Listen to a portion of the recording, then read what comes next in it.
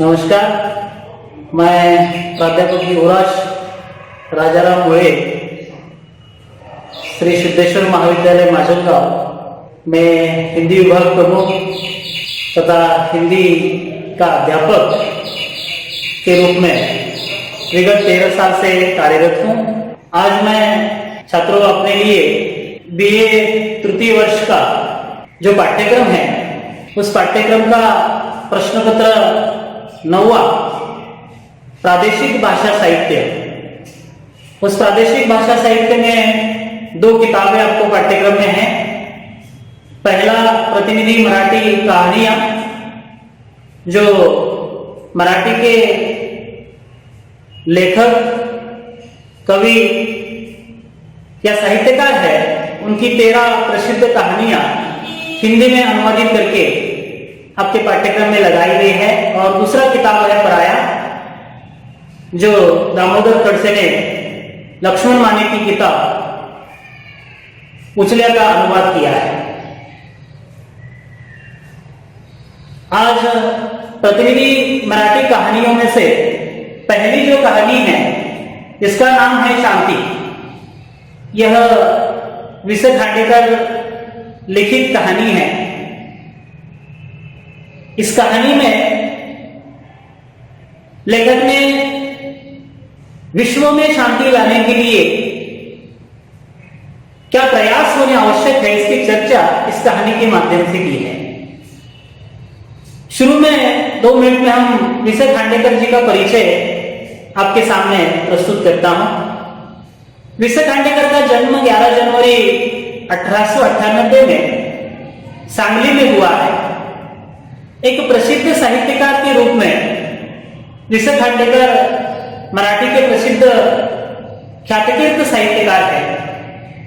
उनकी रचनाओं में जो प्रसिद्ध रचनाएं हैं उनमें पूजन, नवा प्रातःकाल, उल्का, अश्रु आणि हास्य, कांचन मृग, कालची स्वप्ने, क्रौंचवध, घरटे, घरटे बाहेरचे जग, पहिले प्रेम, पहिले पान, फुले आणि दगड, मंदाकिनी, मंजधार, मृगजळातील सांजवार, स्त्री आणि पुरुष, हिरवा चाफा। और उनकी जो प्रसिद्ध, जिसको मराठी में हम कादंबरी कहते हैं और हिंदी में जिसे हम उपन्यास कहते हैं, प्रसिद्ध उपन्यास है उनका ये याति, जो ज्ञानपीठ पुरस्कार से नवाजा गया है। ऐसे ही प्रसिद्ध साहित्यकार और जिन्होंने सोलापुर में 1941 में जो पहला अखिल भारतीय मराठी साहित्य सम्मेलन हुआ उसके वे अध्यक्ष थे। साथ ही उनको 1968 में पद्म भूषण पुरस्कार मिला है और शिवाजी विश्वविद्यालय ने उन्हें डिलीट इस पदवी से भी सम्मानित किया गया है। उनका प्रसिद्ध उपन्यास ययाति को 1974 में ज्ञानपीठ का पुरस्कार मिला है। तो छात्रों, हम जिस कहानी की ओर आपको लेकर जा रहे हैं इसका नाम मैंने अभी बताया, शांति। इसके प्रमुख पात्र है साधु, चील, चील का बच्चा, भील, शिकारी का बच्चा, सांप और सांप का बच्चा। ऐसे कुल मिलाकर 7 पात्रों से लेकर ये कहानी, इसका कथानक विसे खांडेकर जी ने चित्रित किया है। इस कहानी के प्रमुख पात्र है साधु, जो हर दिन अपनी सारी जिंदगी सेवा वृत्ति में बिताते हैं और हर दिन उठकर गांव की नदी में जाकर नहाना और नदी के पानी में अर्धेदाल देकर हर दिन विश्व शांति की कामना या कल्पना ये साधु करते हैं। ऐसे ही एक दिन ये साधु गंगा नदी में नहाकर भगवान को प्रतिज्ञा करते हैं कि भगवान तुम आलोकमय हो, तुम्हारी कृपा से पृथ्वी का सारा अंधकार नष्ट हो जाए और इस धरती पर शांति छा जाए। ऐसी मांग वह हर दिन करते हैं। उन्हें लगता है कि इस धरती पर शांति छाने के लिए मैं एक साधु होने के नाते मुझे ये संकल्पना करना मेरा दायित्व है। जैसे ज्ञानेश्वर ने कसायदान में विश्व शांति की कल्पना की है या सभी प्राणी मात्र के लिए, जीव जंतुओं के लिए शांति की कल्पना की है, इस प्रकार यहाँ विशे खांडेकर जी ने भी इस कहानी के माध्यम से विश्व शांति की कल्पना प्रस्तुत की है। और वे नहाकर जा रहे थे, उसे लगता है और भगवान को वे प्रतिज्ञा करते हैं कि भगवान तुम्हारी लीला अलग है, लेकिन मेरी इच्छा ये है कि इस धरती पर सब जीव जंतु एक साथ रहे, शांति से अपना जीवन यापन करे। इसलिए मेरी इच्छा है कि सिंह की पीठ पर खरगोश निर्भयता से क्रीड़ा करे, ऐसा दिन मैं देखना चाहता हूं। गरुड़ की गोदी में सांप सो जाए, ऐसी मैं कल्पना करना चाहता हूं। आर्यों से अनार्य आलिंगन करे, यानी इस धरती पर जो जाति भेद है वह नष्ट हो जाए। इस प्रकार से अगर लोग रहे तो हो सकता है कि इस धरती पर शांति छा जाए। और वे अपना रास्ता काट रहे हैं। इस कहानी का पहला पात्र जो चील है, चील सुबह सुबह अपने घोंसले से उठी है और अपने बच्चों को घोंसले से बाहर जाने से पहले कहती है कि मैं आज तुम्हारे लिए सांप के बच्चे का लज्जतदार मांस लेकर आऊंगी। जब चील अपने बच्चे को ऐसा सवाल करते तो बच्चा अपनी मां से सवाल करता है कि मां, जब तुम सांप के बच्चे का मांस लेकर आओगी तो उसकी मां बहुत रोएगी। लेकिन चील अपने बच्चे को समझाती कि बेटा, सांप की जाति अलग और हमारी जाति अलग है, उससे हमारा कोई लेना देना नहीं है। फिर भी वो छोटा बच्चा जो अपनी मां से निर्याता से आश्चर्यकारकता से प्रश्न करता है कि मां, सांप हमारा दुश्मन कैसे हो सकता है? लेकिन उनकी मां समझाती है कि सांप की जाति अलग है और हमारी जाति अलग है, इसलिए वह हमारा दुश्मन है। तो बच्चा छोटा है, इसलिए अपनी मां से दोबारा सवाल करता है कि दुश्मन है क्या? तो मां उत्तर देती है कि जिसे हमें मारना है वह हमारा दुश्मन है। तो बच्चा दोबारा प्रश्न करता है कि हम सांप के बच्चों को ही क्यों मारेंगे? उनकी जान लेकर हमें क्या फायदा होगा? लेकिन उनकी मां कहती है कि जब तुम सांप के बच्चे का लज्जतदार मांस खाओगे तो तुम्हें पता चलेगा कि मैंने तुम्हारे लिए खाने के लिए क्या लाया है। ये पहली घटना है इस कहानी में। दूसरी घटना, एक शिकारी जो जाति से भील है, उनका धर्म ही है हर दिन शिकार करके अपना जीवन यापन करना। हर दिन उठना और जंगल में शिकार करने के लिए चले जा रहा है। आज ही वो उठकर जंगल में शिकार करने के लिए जा रहा है, लेकिन जाते जाते वो अपने छोटे बच्चों को समझा रहा है कि बेटा, जब तक मैं शिकार करके वापस नहीं लौटूंगा तब तक तुम घर से बाहर नहीं निकलना। शिकारी का बच्चा हाँ कर देता है, लेकिन जैसे ही भील अपना धनुष्य बाण लेकर जंगल की ओर लौटते हैं, लेकिन जाते वक्त कहते हैं कि आज मैं तुम्हारे लिए चील का बच्चा खेलने के लिए लाऊंगा। तुम परसों मुझे कह रहे थे ना, आकाश में उड़ता हुआ चील का बच्चा आपने देखा था और आपने कहा था कि पिताजी मुझे वो चील का बच्चा चाहिए खेलने के लिए, तो आपके लिए मैं वो चील का बच्चा खेलने के लिए जरूर लाऊंगा। लेकिन वो बच्चा भी अपने पिताजी को सवाल करता है कि पिताजी, उस चील के बच्चे की कोई मां होगी ना? तुम जब बच्चे को पकड़कर लाएंगे तो उसकी मां रोएगी। तब शिकारी भी अपने बच्चे को उसी प्रकार की सीख देता है। वो कहता है, अरे पगले, तुम्हें तो उस साधु के घर में, जो जंगल में साधु रहता है, उसके घर में पैदा होना चाहिए था, नाहक तुम हमारे घर में पैदा हो गए। अरे चील की जाति अलग है और मनुष्य की जाति अलग है। ये समझाने पर वो बच्चा अपने पिताजी से दोबारा प्रश्न करता है कि पता है, परसों जब मैं घर से बाहर कुछ देर के लिए चला गया था तो आप कितने आशंकित हो गए थे कि मैं कहां खो गया। जब आप चील के बच्चे को लेकर मेरे लिए आओगे खेलने के लिए तो उसकी मां किस प्रकार तरसेगी, तरस जाएगी। हर बच्चा अपने पिताजी को समझाने की कोशिश करता है कि लेकिन माता पिता अपने बच्चों को किस प्रकार संस्कार देते हैं, ये इस कहानी के माध्यम से विशे खांडेकर जी ने बताने की कोशिश की है। और शिकारी वहां से चला जाता है। तीसरा जो पात्र है सांप, सांप भी अपने घोंसले से यहां से निकल गया है और जाते समय वह भी अपने बच्चे को कहकर जाता है कि बेटा तुम इस झुरमुट से तब तक बाहर न निकालना जब तक मैं वापस नहीं लौटूंगा, और मैं जब तक उस शिकारी को डस नहीं लूंगा तब तक मुझे चैन नहीं होगा। क्योंकि घटना ऐसी हुई थी कि शिकारी जब शिकार करने के लिए जंगल में चला गया था तो एक दिन उसका पांव नाहक उस सांप पर पड़ा था, और सांप ने, जैसे हम मानते हैं सांप डंक मारते हैं, दंश लेते हैं या दुश्मनी फहराते हैं, ये हमारी जो कल्पना है उस कल्पना की परिकल्पना इस घटना के माध्यम से लेकर नहीं आ पाती है।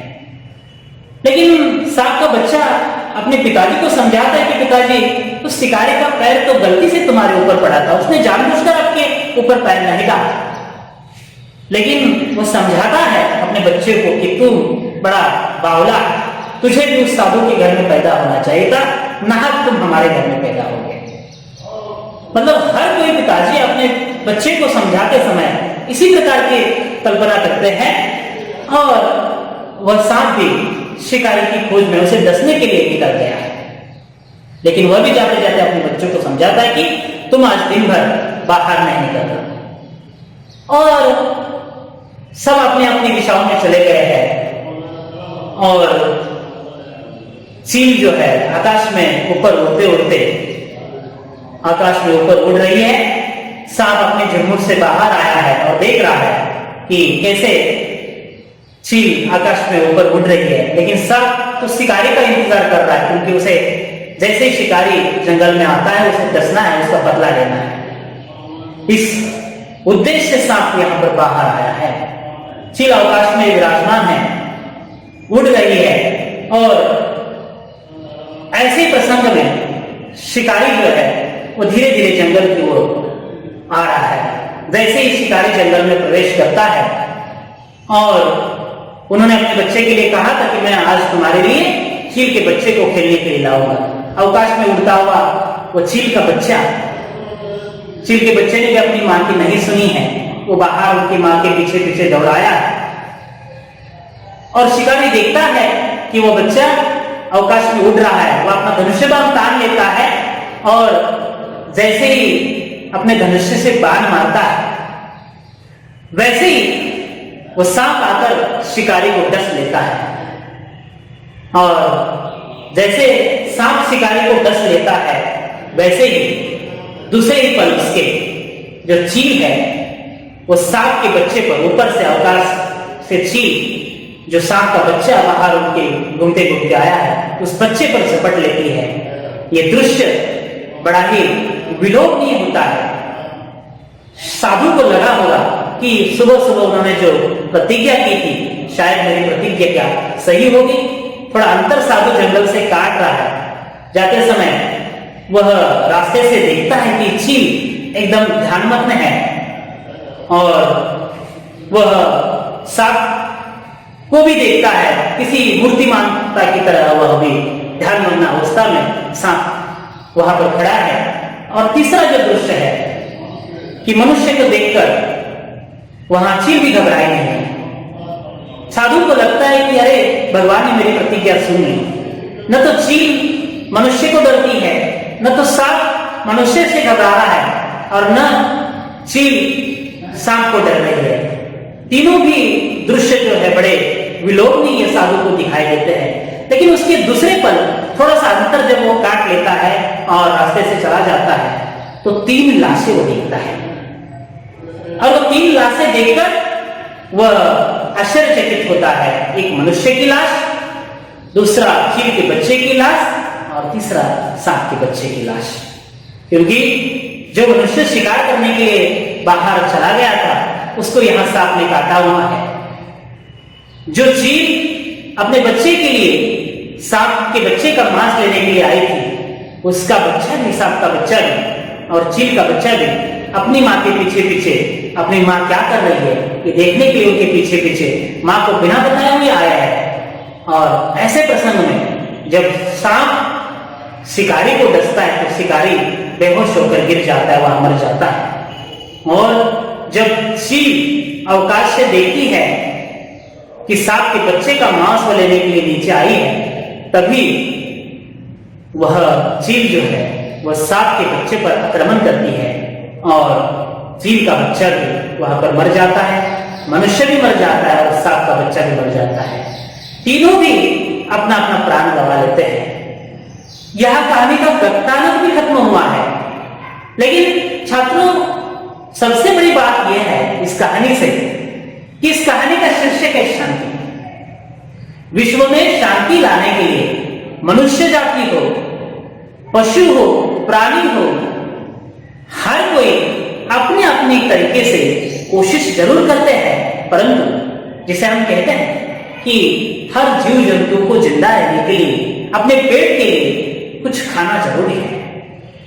मांसाहार की जो बात है, मनुष्य के लिए मांसाहार वर्ज है, ऐसा हमारे धर्मग्रंथों में जरूर कहा है, परंतु उसकी बात आज तक हमारे मनुष्य ने सुनी नहीं। मनुष्य बड़ा शाकाहारी प्राणी है, परंतु सच्चाई ये नहीं है। इस कहानी से विषय खांडेकर ने वो सच्चाई आपके सामने प्रस्तुत की है। आज जो कोरोना महामारी का संकट हम देख रहे हैं, वो क्यों आया? इसके पीछे भी कई कारण हैं, क्योंकि हमने जो प्रकृति पर बहुत बड़ा उत्पात मचाया है, उस उत्पात के कारण ऐसे विषाणु प्रकृति में फैल रहे हैं, जिसका परिणाम आज हम भुगत रहे हैं। और काश हर मनुष्य, हर जीव जंतु अपनी अपनी मर्यादा में अगर रहता तो ऐसे संकट धरती पर न आते। हम रामायण महाभारत जैसे धर्मग्रंथों से कई सीख लेते हैं। सच्चाई किसी को भी सिखाई है। हम कहते हैं कि सत्य की हमेशा जीत होती है। इस कहानी के माध्यम से भी वही प्रस्तुत किया है कि न शिकारी का बच्चा या न शिकारी अगर सांप के बच्चे की शिकार करता, न चील वहां सांप के बच्चे की शिकार करता, या न भील जो है वह किसी की शिकार नहीं करता, तो शायद इस धरती पर शांति छाने के लिए थोड़ी बहुत मदद तो जरूर होती। हम ऐसा नहीं कह सकते कि पूरी की पूरी शांति हमें इस विश्व में लाना है। हर जीव जंतु को जीने के लिए कुछ न कुछ अपने पेट के लिए खाना जरूरी है, लेकिन प्रकृति ने हमें जो तत्व बताया है या जो तत्व बताकर ढाल दिए हैं, उस तत्वों में अगर हम अपनी जिंदगी बिताते हैं तो मुझे नहीं लगता कि हम इस विश्व में शांति लाने में असफल हो जाएंगे।